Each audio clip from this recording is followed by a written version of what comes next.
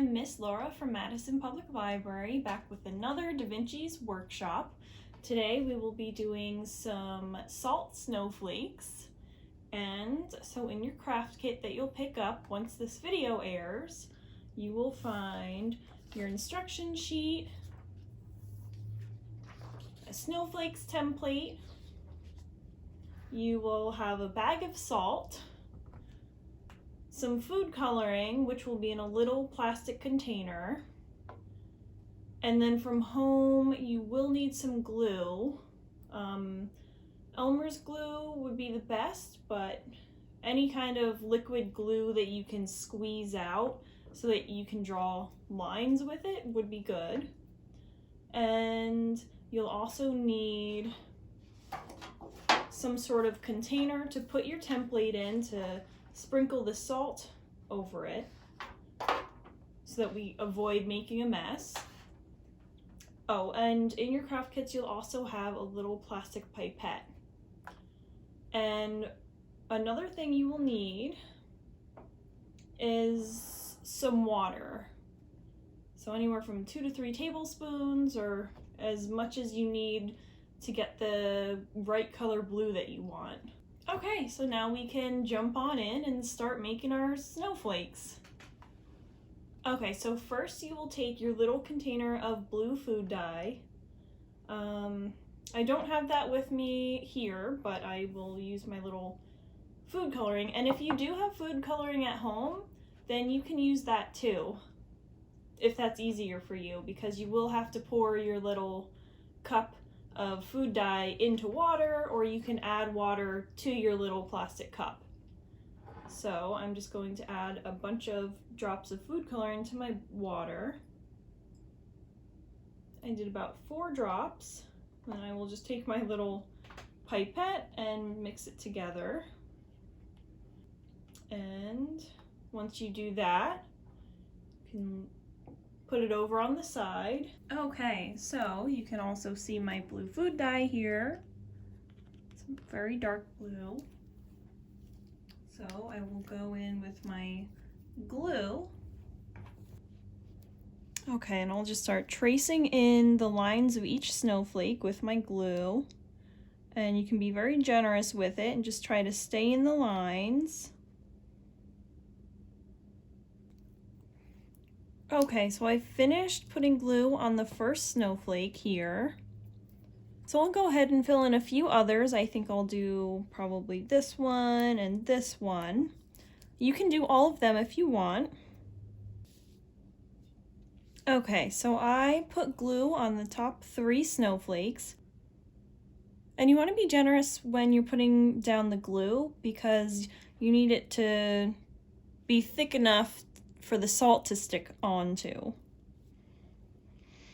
And that's why Elmer's glue is better, because it is thicker. So now that I'm done with this, it's time to sprinkle our salt onto it. Okay, so I went ahead and put my template into this container so that it'll prevent me from making a mess when I put the salt on the template.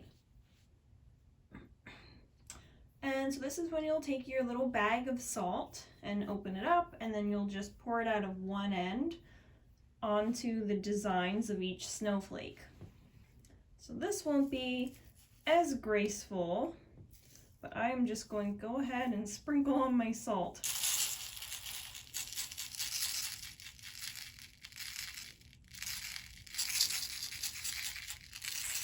Okay, so hopefully that's enough. And hopefully this works without using Elmer's glue.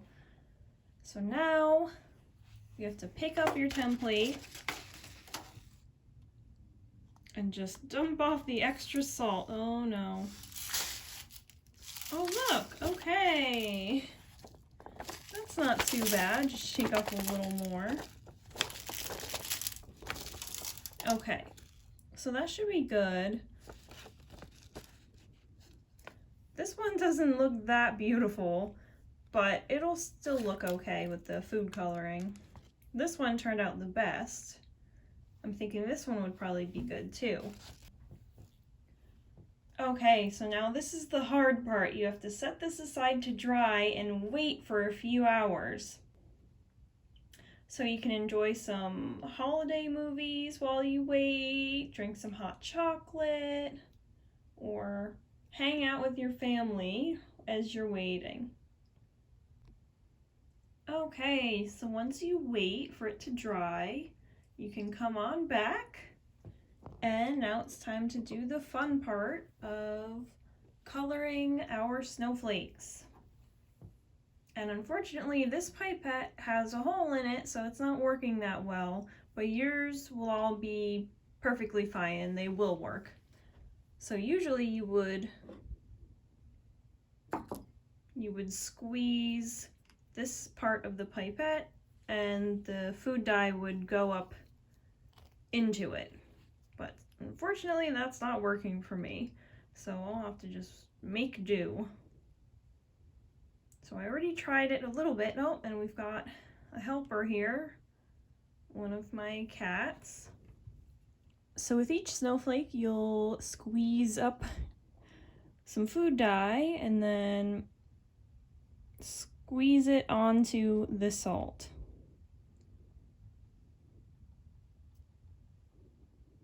You can just go ahead and add more food dye. If you want, you can make rainbow snowflakes if you have food dye at home. So now we can talk a little bit about how this works as I do my last snowflake. So as you see, when you put the food dye and water mixture on your snowflake, the salt really quickly absorbs it.